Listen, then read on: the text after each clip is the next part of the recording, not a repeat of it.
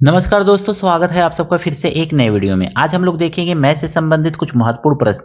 आइए देखते हैं पहला प्रश्न। एक व्यक्ति अंकित मूल्य 5000 की वस्तु को 4000 में बेचता है। छूट प्रतिशत ज्ञात कीजिए। सबसे पहले देखेंगे ना कि छूट कितने का मिल रहा है। तो छूट हम यहाँ पे देखेंगे तो हमको मिला हुआ है छूट कितने का, तो 1000 रुपये का हमको यहाँ पे छूट मिला हुआ है। 5000 की वस्तु अंकित मूल्य है, 4000 में बेच दे रहा है, यानी कि 1000 का छूट दे रहा है। तो छूट प्रतिशत हम निकालेंगे। छूट प्रतिशत कितना है, तो छूट किस पे दिया जाता है, तो अंकित मूल्य पे दिया जाता है। तो छूट प्रतिशत बराबर हो जाएगा छूट, लिख लेंगे यहाँ पे छूट बटा अंकित मूल्य, ठीक है ना। अंकित मूल्य, अंकित मूल्य अगुणे 100। तो इस तरह से इस फार्मूला का यूज करके हम क्या करेंगे, छूट प्रतिशत आसानी से निकाल लेंगे। चाहे आप फार्मूला लिखिए या न लिखिए, कोई बात नहीं है, आप आसानी से छूट प्रतिशत निकाल सकते हैं। छूट प्रतिशत, बस थोड़ा सा कॉन्सेप्ट क्लियर रखिए। छूट प्रतिशत कितना है, छूट कितना है, तो छूट है आपका 100। कितना अंकित मूल्य है, तो 5000 रुपया अंकित मूल्य है। अंकित मूल्य पर ही छूट निकाला दिया जाता है। अब मल्टीप्लाई कर लेंगे 100। एक जीरो, दो जीरो से एक जीरो, दो जीरो कट गया। फिर एक जीरो से एक जीरो कटेगा, 5 से काटेंगे तो 5 दूनी 10 और जीरो, यानी कि छूट कितने का मिल गया हमको, 20% का छूट मिल गया। ऑप्शन नंबर ए इसका सही है। अगला प्रश्न है दोस्तों, 15 से ही 2/7 प्लस 23 से ही 3/4 प्लस 7 से ही 5/7 प्लस 5 से ही 1/4 प्लस 9 से ही 3/8 का मान है। ऐसा प्रश्न जब भी देना, आप क्या कीजिए ना, पूर्णांकों को एक साथ लिख लीजिए। यानी कि 15 प्लस 23, 23 प्लस 7 प्लस 5 प्लस 9, आप या तो लिख लीजिए या इसको डायरेक्ट प्लस कर लीजिए, दोनों कर सकते हैं। और जो भिन्न वाला भाग है ना, यानी फ्रैक्शनल वाला पार्ट है, उसको एक साथ लिख लीजिए। 2/7 प्लस 3/4 प्लस 5/7 प्लस 1/4, 1/4 प्लस 3/8। अब इसको क्या कीजिए ना, आप प्लस कर लीजिए। देखिए 7 5 12 8 20 21 22 23 24, 24 5 29, 29 का 9, 2 बचा, 2 2 4 4 1 5, यानी 59 आ जाएगा। अब प्लस यहाँ पे देखेंगे, ध्यान से समझिएगा, 2/7 है, 5/7 है, 2 और 5 मिलेगा तो 7 बनेगा, 7 में 7 से भाग देंगे तो ये आ जाएगा 1, प्लस 3/4 है, 1/4 है, 3 और 1 को जोड़ लेंगे तो ये 3 और 1 4 हो जाएगा, और 4 में 4 से भाग देंगे तो ये भी आ जाएगा 1। लास्ट में बचा 3/8, इसको उतार लीजिए जैसा है वैसा, 3/8 इसको जोड़ लीजिए, 59 और 1 60, 60 और 61, यानी इसको हम क्या लिख सकते हैं, 61 सही 3/8। तो इस तरह से सिंपली आप इस क्वेश्चन को आसानी से सॉल्व कर सकते हैं इस ट्रिक का यूज करके। ऑप्शन नंबर कौन सा सही है, ऑप्शन नंबर बी इसका सही है। अगला प्रश्न है, दो संख्याएं 3 संबंधे 4 के अनुपात में है। यदि इनका महत्तम समापरिवर्तक और लघुत्तम समापरिवर्तक का गुणनफल 2028 है तो संख्या का योगफल ज्ञात कीजिए। दो संख्याएं दिया हुआ है, तो पहली संख्या हम मान लेंगे कि 3x होगा और दूसरी संख्या हम मान लेंगे कि 4x होगा। ऐसे तो मान सकते हैं। अब अगर मैं इसका फैक्टराइज करेंगे तो 3 गुणे x मिलेगा हमको, इसको फैक्टराइज करेंगे तो हमको 4 गुणे x मिलेगा। ऐसे ही तो मिलेगा। इसका अगर मैं हम मसा देखेंगे, महत्तम समापरिवर्तक देखेंगे, तो महत्तम समापरिवर्तक का मतलब होता है दोनों में जो कॉमन हो उसी को महत्तम समापरिवर्तक। तो दोनों में x कॉमन दिख रहा है तो महत्तम समापरिवर्तक x हो जाएगा। लघुत्तम समापरिवर्तक का मतलब होता है कि दोनों में जो कॉमन है उसको तो लेते ही लेते हैं, जो कॉमन नहीं है उसको भी, यानी 4 ते 12x हो जाएगा, यानी ये हमको मिल गया 12x। लघुत्तम समापरिवर्तक 12x, महत्तम समापरिवर्तक x मिल गया। अब प्रश्न में कहा गया है ना, लघुत्तम समापरिवर्तक महत्तम समापरिवर्तक का गुणनफल 2028 है, यानी x गुणे 12x, दोनों का गुणनफल जो है कितना मिला हुआ है, तो 20 और 28 मिला हुआ है। इस तरह से हमको मिला हुआ है। 12 को हम नीचे भेज सकते हैं, तो हमको यहाँ पे मिल जाएगा x का x में गुणा करेंगे तो x स्क्वायर, इस 12 से इसको काट दीजिए, ठीक है। तो ये हो जाएगा 12 इकन्ने 12, 72 होगा, तो 12 छके 72 और 12 नवा 108। अब देखेंगे ना तो x का वैल्यू हमको कितना मिल जाएगा यहाँ पे, तो x का वैल्यू अगर मैं इस रूट इसको 169 देखेंगे तो ये 13 का स्क्वायर होता है, तो स्क्वायर से स्क्वायर कटेगा तो ये आपको मिल गया 13, यानी कि x इज इक्वल टू हमको 13 मिल गया। अब कह रहे तो संख्या का योगफल ज्ञात कीजिए, यानी हम देखेंगे 3x एक संख्या थी और दूसरी संख्या क्या माने थे, 4x माने थे, तो ये हो जाएगा 7x हो जाएगा, जोड़ने पे ऐसे ही तो होगा। और 7x का मतलब 7 गुणे 13, 13 सत्ते 91, यानी संख्या का योगफल कितना होगा, 91 होगा। ऑप्शन नंबर डी इसका सही है। अगला प्रश्न है, ए किसी काम को 45 दिन में और 30 दिन काम करके छोड़ देता है। किसी काम को 45 दिन में कर सकता है, 30 दिन में करके छोड़ देता है। शेष काम बी 5 दिन में पूरा करता है। बी अकेले पूरा कार्य समाप्त करेगा। ध्यान से समझिएगा, ए जो है ना, ए काम को कितने दिन में कर सकता है, तो 45 दिन में कर सकता है, लेकिन उसने 45 दिन में कर सकता है, तो यानी एक दिन में ए एक भाग करता होगा, 45 दिन में पूरा 45 भाग कर देता होगा।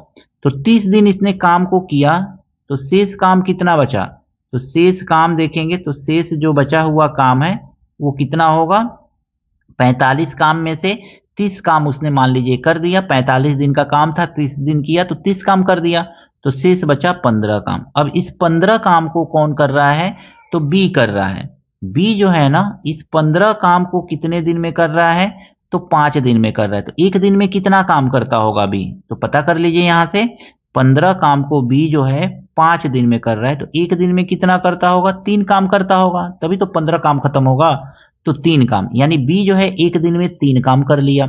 अब बी जो है इस पूरे 45 काम को दे दिया जाए तो कितने दिन में समाप्त करेगा, तो बी जो है 45 काम दे दिया जाएगा तो बी जो है एक दिन में 3 काम कर दे रहा है। ए एक दिन में एक काम, 45 काम में से एक काम कर रहा है, तो बी जो है 3 काम कर दे रहा है, तो 3 से इसको भाग कर देंगे सीधे सीधे, जो आएगा वही आपका आंसर हो जाएगा। 3 एकन्ने 3 और 3 पचे 15, यानी बी को अगर मैं वही काम दे दिया जाए तो वो 15 दिन में ही समाप्त कर देगा। ऑप्शन नंबर डी इसका सही है।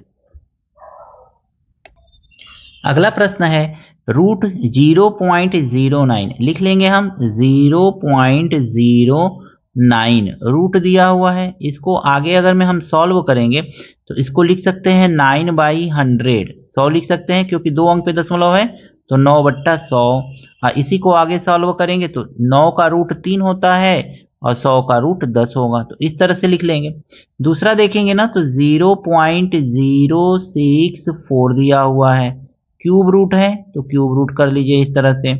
अब इसको अगर मैं सॉल्व करेंगे ना तो इसको लिखेंगे 64/1000 लिखेंगे, 1000 102030 रूट में करेंगे इस तरह से, क्यूब रूट है सॉरी, क्यूब रूट में करेंगे तो 64 का क्यूब रूट कितना होता है, तो 4 होता है, और 1000 का 10 हो जाएगा।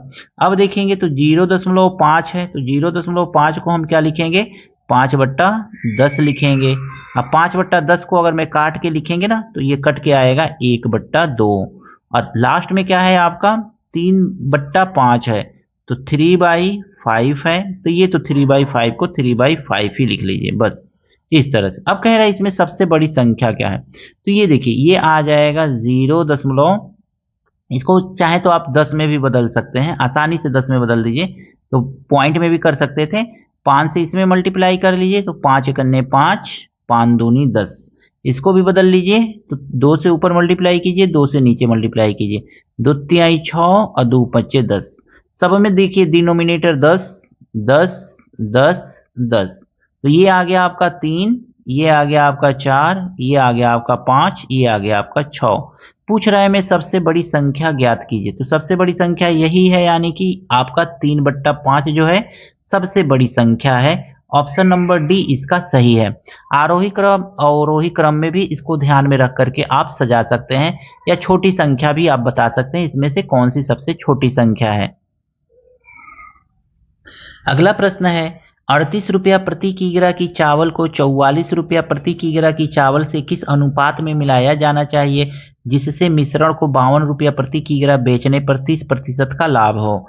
जब भी ऐसा प्रश्न दे एलिगेशन वाला यानी कि मिश्रण वाला प्रश्न है, तो इसको लिख लीजिए 38 यहाँ पे, और यहाँ पे लिख लीजिए 44।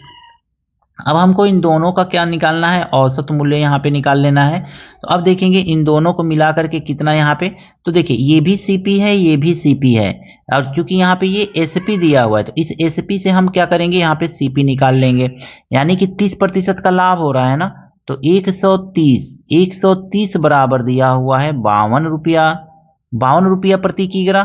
तो 100 रुपये 100% बराबर हमको निकाल लेना है। तो 52 बटा 130 तो नीचे ही जाएगा ना, ये 130 नीचे जाएगा और 100 से मल्टीप्लाई कर लेंगे। एक जीरो से एक जीरो कट जाएगा, 53 को 52, यानी इसको सॉल्व करेंगे तो 40 आ जाएगा। यानी सीपी कितना है, ये एसपी था और ये आपको सीपी मिल गया। सिंपली इस ट्रिक का यूज करके आप सीपी निकाल सकते हैं, और नहीं आ रहा है तो आप एसपी सीपी का फार्मूला भी यूज करके आसानी से निकाल सकते हैं। तो यहाँ पे हमको इसका औसत मिल गया 40। अब इन दोनों का अंतर देखिए कितना आ रहा है, तो 4 आ रहा है। इन दोनों का अंतर देखेंगे तो 2 आ रहा है। इसको काटेंगे तो 2 दूनी 4 और 2 एक अन्य 2, अगर में कट रहा है तो काट दीजिए, नहीं तो छोड़ दीजिए। तो 2:1 आ गया, ठीक है। यानी कि इसमें पूछा क्या है, किस अनुपात में मिलाया जाना चाहिए जिससे मिश्रण को इतना, तो 2:1 आ गया, यानी कि यही आपका आंसर है 2:1। ऑप्शन नंबर बी इसका सही है। इस प्रश्न में कहा गया है ना, 10 और 82 के मध्य सभी संख्याओं का औसत कितना है जो 9 से विभाज्य है। 10 के बाद संख्या देखेंगे ना, तो 10 के बाद आएगा 18 आएगा, 10 के बाद संख्या 18 आएगा, 18 के बाद 9 के 9 9 दूनी 18, 9 3 27 आ जाएगा, 27 के बाद 36 आ जाएगा, और इसी तरह से आगे जाएंगे तो लास्ट में आएगा 81 आएगा। तो इस तरह से आप संख्या देख सकते हैं। पहली संख्या जो 9 से विभाज्य है, जो कंडीशन दिया हुआ है उस कंडीशन के अकॉर्डिंग पहली संख्या जो विभाज्य है 18 है, और अंतिम संख्या जो विभाज्य है 81 है। और जब भी औसत पूछे ना, तो आपको औसत निकालने के लिए क्या करना है, तो बस आप देखिए इस ट्रिक का यूज कीजिए। औसत बराबर दी गई संख्याओं का औसत बराबर, देखिए आपको ये भी ध्यान देना है ना कि सबके बीच में अंतर समान होना चाहिए, तभी ये ट्रिक अप्लाई कीजिएगा, ठीक है ना। तो सबके बीच में अंतर समान है, 9 9 9, यानी कि 9 से विभाज्य है तो 9 9 9। तो लिखिए पहली संख्या प्लस अंतिम संख्या, विभाज्य जो है अंतिम संख्या, पहली संख्या प्लस अंतिम संख्या बटा 2। पहली संख्या आपका क्या है, तो 18 है, और अंतिम संख्या क्या है, तो 81 है, और इन दोनों को जोड़ करके 2 से भाग दे देंगे। दोनों जोड़ेंगे तो कितना आ जाएगा, 99 आएगा, और 99 में 2 से भाग दे देंगे दोस्तों ना। 2 चौको 8, 2 9 18 और 2 5 10, 49.5 ये आंसर होगा। ऑप्शन नंबर ए इसका सही है। प्रश्न में कहा गया है ना, 432 पे पावर 412 दिया हुआ है, 412 दिया हुआ है, अब प्लस 489 पे पावर 431 दिया हुआ है। हमसे इकाई का अंक पूछा जा रहा है। हम 412 को 4 से भाग दे देंगे तो पूरा पूरा ये कट जाएगा। अब पूरा पूरा कटने के कंडीशन में हम जानते हैं, अगर में पूरा पूरा कट जाता है तो उस कंडीशन में हम 2 रखते हैं या 4 रखते हैं, 4 रखते हैं स्पेशली। लेकिन अगर में सम संख्या पावर है तो उस कंडीशन में 2 रखेंगे या 4 रखेंगे, और अगर में विषम संख्या है तो इस कंडीशन में 1 रखेंगे या 3 रखेंगे, यही तो रखते हैं ना। तो 4 से अगर मैं इसको भाग देंगे तो हम देख रहे हैं पूरा कट जा रहा है, तो आप 4 ही रख लीजिए, ठीक है, 2 पे पावर 4 रख लीजिए। और प्लस इसको देखेंगे ना, तो इसको अगर मैं 4 से भाग देंगे, 4 1 4, 4 7 28, 29 30 31, यानी 9 पे पावर आप यहाँ पे 3 रख लीजिए। बस इकाई का अंक पूछ रहा है तो इकाई का अंक ही लेकर के चलना है। 2 पे पावर 4 का मतलब हो गया 2 दूनी 4 दूनी 8 दूनी 16, यानी 16 रखेंगे, और प्लस 9 पे पावर 3 का मतलब है 9 9 81, अब फिर 9 से मल्टीप्लाई करेंगे, 9 1 9, यानी बस एक ही अंक हमको लेना है, इससे मतलब है नहीं। 9 और 6 को प्लस करेंगे तो हमको मिलेगा 15। इसमें इकाई का अंक हमको क्या दिख रहा है, 5 दिख रहा है। ऑप्शन नंबर डी इसका सही है। आशा करता हूं ये सभी प्रश्न दोस्तों आपको अच्छी तरह से समझ में आया होगा। कहीं कोई त्रुटि है, कुछ कमी रह गई है, कमेंट करके जरूर बताइएगा। मिलते हैं नेक्स्ट वीडियो में इसी तरह के कुछ नए प्रश्नों के साथ। Thank you, best of luck.